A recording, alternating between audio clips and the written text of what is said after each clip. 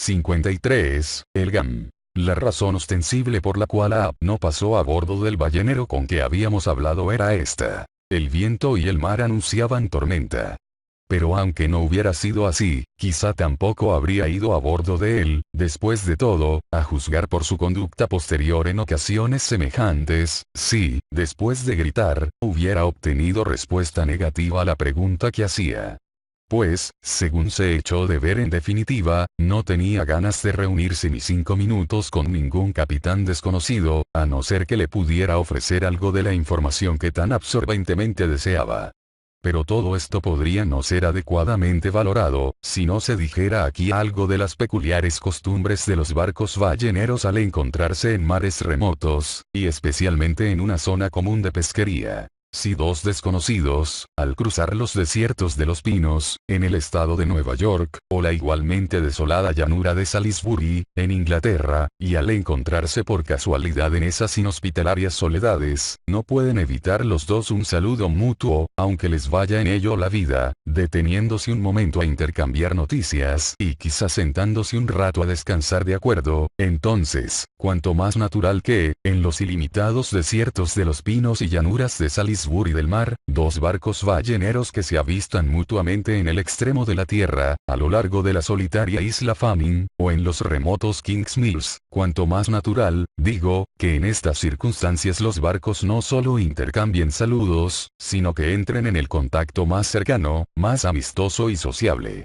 Y especialmente, esto parecería ser algo obvio en el caso de barcos matriculados en el mismo puerto, y cuyos capitanes, oficiales y no pocos de los marineros se conocen personalmente, y en consecuencia tienen toda clase de cosas familiares y queridas de qué hablar. Para el barco que lleva mucho tiempo ausente, el que va en viaje de ida quizá lleva cartas a bordo. En cualquier caso, es seguro que tendrá algunos periódicos de fecha posterior en un año o dos a la del último que haya en su borroso y desgastado archivo. Y en correspondencia a tal cortesía, el barco en viaje de ida recibirá las últimas noticias balleneras de la zona de pesca a donde quizá va destinado, cosa de la mayor importancia para él. Y en proporción, todo esto seguirá siendo cierto respecto a los barcos balleneros que entrecruzan su camino en la propia zona de pesca, aunque estén igual tiempo ausentes del puerto. Pues uno de ellos puede haber recibido una transferencia de cartas de un tercer barco ahora remoto, y algunas de esas cartas pueden ser para la gente del barco con que ahora se encuentra. Además, intercambiarán noticias sobre las ballenas, y tendrán una charla agradable.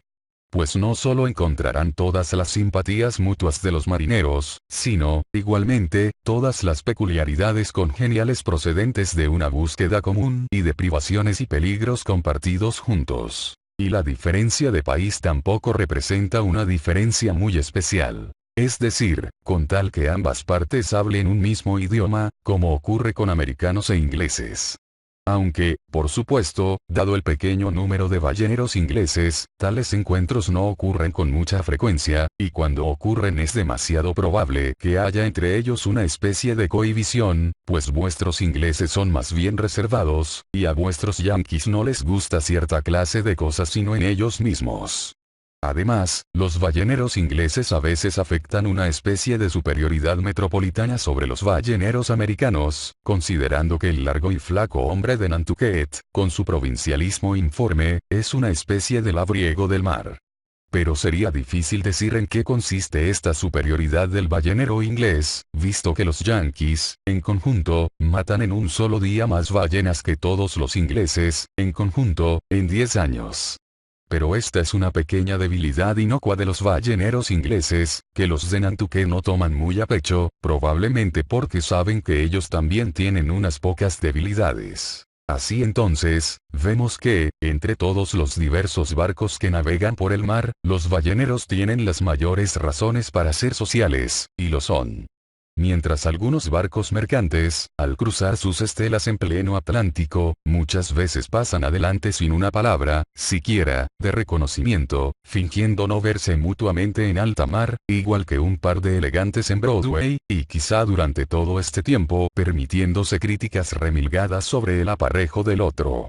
En cuanto a los barcos de guerra, cuando por casualidad se encuentran en el mar, primero pasan por tal ristra de estúpidas reverencias y zalemas, y tal sacar y zambullir banderas, que no parece haber en absoluto mucha buena voluntad sincera y cariño fraternal en todo ello.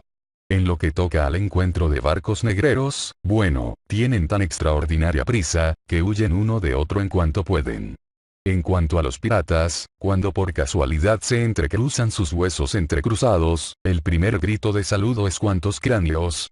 Del mismo modo que los balleneros gritan, ¿cuántos barriles?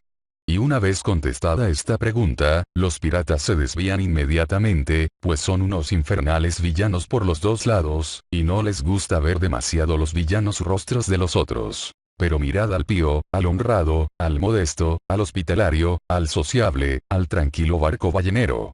¿Qué hace el barco ballenero cuando encuentra a otro barco ballenero en cualquier clase de tiempo decente? Establece un GAM, una cosa tan absolutamente desconocida para todos los demás barcos, que ni siquiera han oído su nombre, y si por casualidad lo oyeran, no harían más que sonreírse de él y repetir chistes sobre los del chorro y los servidores de aceite, y semejantes hermosos epítetos. Es cuestión que sería difícil de contestar por qué todos los marinos mercantes, y también todos los piratas y marineros de guerra, y marineros de barcos negreros, abrigan sentimientos tan despectivos hacia los barcos balleneros. Porque, en el caso de los piratas, digamos, me gustaría saber si esa profesión suya tiene alguna gloria peculiar. A veces acaba en una elevación extraordinaria, desde luego, pero solo en la horca. Y además, cuando un hombre está elevado en esa extraña forma, no tiene fundamento adecuado para su sublime altura. De aquí deduzco que, al jactarse de estar por encima de un ballenero, el pirata no tiene base sólida en que apoyarse. ¿Pero qué es un GAM? Podríais gastaros el índice subiendo y bajando por las columnas de los diccionarios sin encontrar jamás la palabra. El Dr. Johnson no alcanzó jamás tal erudición. El arca de Noah Webster no la contiene. No obstante, esta misma palabra expresiva lleva ya muchos años en uso constante entre unos 15.000 yanquis auténticamente nativos. Ciertamente, necesita definición, y debería incorporarse al léxico. Con esa intención, permítaseme definirla doctamente. GAM, es reunión sociable de dos, o más, barcos balleneros, generalmente en zona de pesquería, en la que, tras intercambiar gritos de saludo, intercambian visitas, por tripulaciones de lanchas, quedándose durante ese tiempo los dos capitanes a bordo de un mismo barco, y los dos primeros oficiales a bordo del otro. Hay otro pequeño punto sobre el GAM que no se debe olvidar aquí. Todas las profesiones tienen sus pequeñas peculiaridades de detalle. Igualmente la pesca de la ballena. En un barco pirata, de guerra o negrero, cuando llevan al capitán en la lancha, remando, siempre va sentado en las planchas de popa, sobre un cómodo asiento, a veces almohadillado, y a menudo gobierna con una linda cañita como de modista, decorada con alegres cordones y cintas. Pero la lancha ballenera no tiene asiento a popa, ni sofá ninguno de esa especie, ni cañita en absoluto. Sería cosa inaudita, desde luego, que a los capitanes balleneros los llevaran por el agua sobre pieles, como viejos concejales gotosos en sillones de ruedas. En cuanto a la cañita, el barco ballenero jamás admite tal afeminamiento. Y por consiguiente, en el GAM, como la tripulación completa de una lancha debe abandonar el barco, y como, por tanto, en ella va incluido el jefe o el arponero de la lancha, ese subordinado es el que gobierna en dicha ocasión, y al capitán, por no tener lugar en que sentarse, le llevan remando a su visita de pie todo el tiempo, como un pino. Y a menudo se advertirá que al tener conciencia de que los ojos de todo el mundo visible se posan en él desde los costados de los dos barcos, ese capitán erguido es muy sensible a la importancia de sustentar su dignidad a fuerza de sostener sus piernas. Y no es cosa nada fácil, pues a su retaguardia el inmenso remo de gobernalle se proyecta y le golpea de vez en cuando en la base de la espalda, a lo que corresponde el remo de popa machacándole las rodillas por delante. Así va completamente calzado por delante y por detrás, y solo se puede expansionar a los lados apoyándose en las piernas extendidas, pero una sacudida súbita y violenta de la lancha a menudo es capaz de volcarle, porque la longitud de unos fundamentos no es nada sin una anchura en proporción. Haced simplemente un ángulo extendido con dos palos, y no los podréis poner de pie. Entonces, por su parte, no estarían nunca bien, a plena vista de los ojos del mundo bien clavados, no estarían nunca bien, digo, que se viera a ese despatarrado capitán apoyándose en la más mínima partícula al agarrarse a algo con las manos. Más aún, como signo de su completo y ágil dominio de sí mismo, generalmente lleva las manos metidas en los bolsillos de los pantalones. Aunque quizá, siendo por lo regular unas manos muy grandes y pesadas, las lleva allí como lastre. No obstante, se han dado casos, también muy bien certificados, en que se ha sabido que un capitán, en algún que otro momento extraordinariamente crítico, digamos en un huracán repentino, ha echado mano al pelo del remero más cercano, y se ha agarrado a él como la muerte oscura. 54. La historia del Touno, según se contó en la Posada de Oro. Al Cabo de Buena Esperanza, y toda la región acuática a su alrededor, se parece mucho a ciertas famosas encrucijadas de un gran camino real, donde se encuentran más viajeros que en cualquier otra parte. No mucho después de hablar con el Gonei, encontramos otro barco ballenero en viaje de vuelta, el Touno, iba tripulado casi totalmente por polinesios. En el breve gam que tuvo lugar, nos dio sólidas noticias sobre Moby Dick. Para algunos, el interés genérico por la ballena blanca quedó ahora desmedidamente aumentado por una circunstancia del relato del Touno, que parecía oscuramente vincular a la ballena cierto prodigio sobrenatural, a la inversa, en uno de esos llamados juicios de Dios, que se dice que a veces caen sobre ciertos hombres. Esta circunstancia, con sus propios acompañamientos peculiares, formando lo que podría llamarse la parte secreta de la tragedia que se va a narrar, jamás alcanzó los oídos del capitán Ahab ni de sus oficiales. Pues esa parte secreta de la historia era desconocida por el propio capitán del Touno. Era propiedad reservada de 3 marineros blancos de aquella nave, unidos entre sí, uno de los cuales, al parecer, se lo comunicó a Tashtego con requerimientos de secreto a lo católico romano, pero, a la noche siguiente, Tashtego charló en sueños, y de ese modo reveló tanto, que al despertar no pudo reservar el resto. No obstante, tan poderosa influencia tuvo esta cosa en aquellos marineros del Pequod que llegaron a su pleno conocimiento, y tan extraña delicadeza, por llamarla así, les gobernó en este asunto, que guardaron el secreto entre ellos de tal modo que nunca llegó a difundirse a popa del palo mayor del Pequod. Entretejiendo en su debido lugar ese hilo más oscuro con el relato, según se contaba públicamente en el barco, pasó ahora a poner en noticia perenne la totalidad de este extraño asunto. Siguiendo mi humor, conservaré el estilo en que lo conté una vez en Lima, a un ocioso círculo de mis amigos españoles, la víspera de cierto santo, fumando en el patio de baldosas espesamente doradas de la Posada de Oro.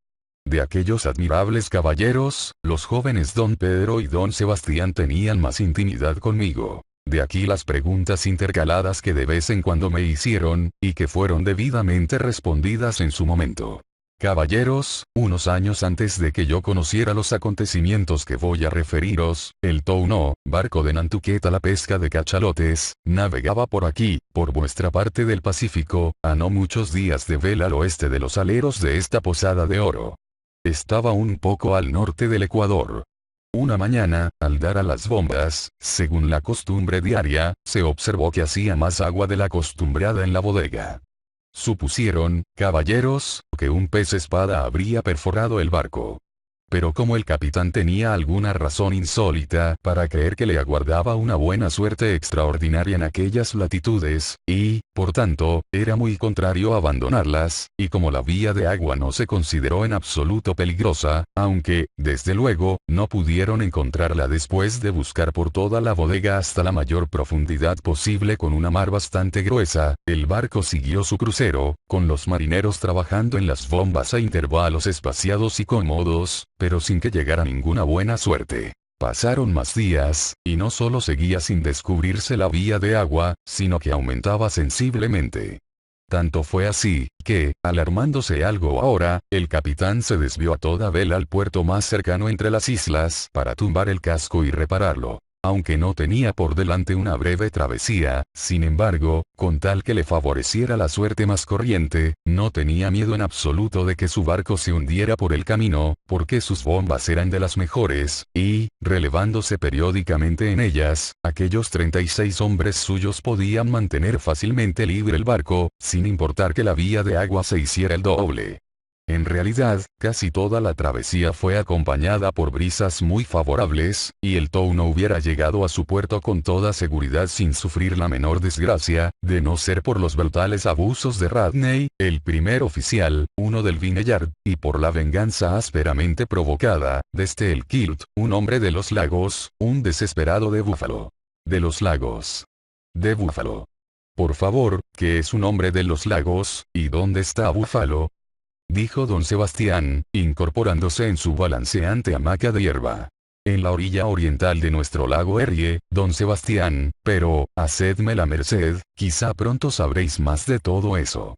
Bien, caballeros, en bergantines con velas de respeto y en barcos de 3 palos, casi tan largos y fuertes como los que jamás puedan haber zarpado de vuestro viejo Callao para la remota Manila, este hombre de los lagos, en el corazón de nuestra América, encerrado entre tierra, se había nutrido de todas esas salvajes impresiones filibusteras relacionadas popularmente con el mar abierto.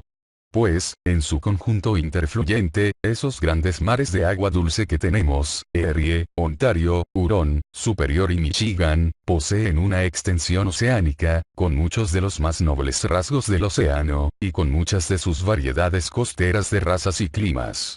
Contienen redondos archipiélagos de islas románticas, igual que los mares polinesios. En buena parte, tienen por orillas 2 grandes naciones rivales, como el Atlántico. Proporcionan largas comunicaciones marítimas desde el este a nuestras numerosas colonias territoriales, dispersas por todo su litoral. Acá y allá, se asoman a ellos el ceño de las fortalezas, y los cañones, como cabras en lo escarpado del Alto Maquinao. Han oído los truenos lejanos de victorias navales. De vez en cuando, ceden sus playas a bárbaros salvajes cuyas caras pintadas de rojo salen como relámpagos de sus cabañas de pieles. Durante leguas y leguas están flanqueados de bosques antiguos y sin hollar, donde los delgados pinos se yerguen como apretadas líneas de reyes en las genealogías góticas, bosques que albergan salvajes animales africanos de rapiña, y sedeñas criaturas cuyas pieles exportadas dan mantos a los emperadores tártaros. Reflejan las pavimentadas capitales de Buffalo y Cleveland, así como las aldeas de Winnebago. Hacen flotar igualmente al barco mercante de 3 palos, al crucero armado del estado, al vapor y a la canoa de abedul. Son agitados por hiperbóreos huracanes desarboladores, tan terribles como los que azotan las olas saladas. Saben lo que son naufragios, pues, sin tener tierra a la vista, aunque dentro de tierra, en ellos se han ahogado muchos barcos a medianoche, con toda su tripulación clamorosa. Así, caballeros, aunque hombre de tierra adentro, el Kilt era nativo del océano salvaje, y nutrido en el océano salvaje. Un marinero tan audaz como cualquiera. Y en cuanto a Radney, aunque en su niñez se hubiera tendido en su solitaria playa de Nantucket para alimentarse de la mar maternal, y aunque en su vida posterior hubiera recorrido durante mucho tiempo nuestro austero Atlántico y vuestro contemplativo Pacífico, sin embargo, era tan vengativo y tan peleón en cualquier compañía como el marinero de los bosques vírgenes, recién llegado de las regiones de los cuchillos de monte con mango de cuerno. Con todo, el de Nantucket era hombre con algunos rasgos de buen corazón. Y el de los lagos era un marinero que, aunque ciertamente una especie de diablo, podía ser tratado con firmeza inflexible, templada solo por la decencia común del reconocimiento humano que es derecho del más bajo esclavo. Y así tratado, el Kilt se había contenido durante mucho tiempo como inofensivo y dócil. En todo caso, hasta ahora se había mostrado así. Pero Radney estaba predestinado y enloquecido, y el Kilt, pero ya oiréis, caballeros. Había pasado un día o 2 todo lo más, después de dirigir su proa hacia el puerto de la isla, cuando la vía de agua del Tow no pareció volver a aumentar, aunque solo haciendo necesaria 1 hora más cada día en las bombas. Habéis de saber que en un océano colonizado y civilizado como nuestro Atlántico, por ejemplo, a algunos capitanes les importa muy poco bombear a lo largo de toda su travesía, aunque sí, en una noche tranquila y soñolienta, al oficial de guardia se le olvidase por casualidad su obligación en este aspecto, lo probable es que ni él ni sus compañeros volverían a acordarse jamás, porque toda la tripulación descendería suavemente al fondo.